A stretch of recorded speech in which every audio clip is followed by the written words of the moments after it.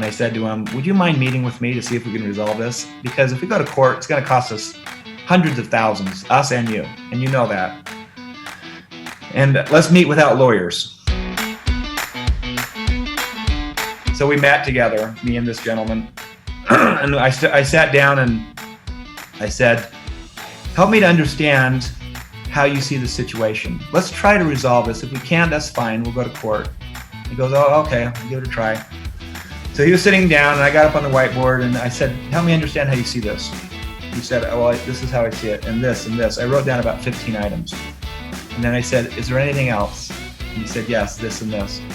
And then I just walked through and I just repeated back everything he'd said, so that he knew I understood. And I asked him, do you feel like I understand you? And he said, yes, I do. And it changed me, because for the first time I could see his point of view clearly. He was right. We were violating parts of the agreement. And I was influenced by this. And then I said to him, would you mind if I shared with you the same way you shared with me about how we see the situation? And he said yes. And he was open to my influence because I was open to his. And so I walked through on the whiteboard all the things that we were sensing and seeing. And I believe he was deeply influenced and said, I understand.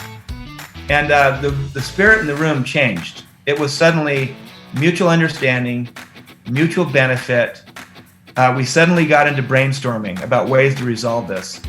And in 30 minutes, we came up with a solution around us getting back our IP over a long period of time. It gives them time to adjust at a fair price. We both felt really good about it.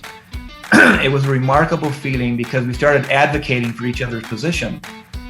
And we left the meeting, shook hands, we resolved this. The whole thing took about an hour and 15 minutes. And he called me up a week later and said, hey, do you want to go to lunch? And I said, sure. And during lunch at one point, he goes, I always knew your family were good people. But I was so glad that I took that approach. Win-win or no deal is such a good approach. And my experience is that 90% of the time it works. Not all the time, but most of the time.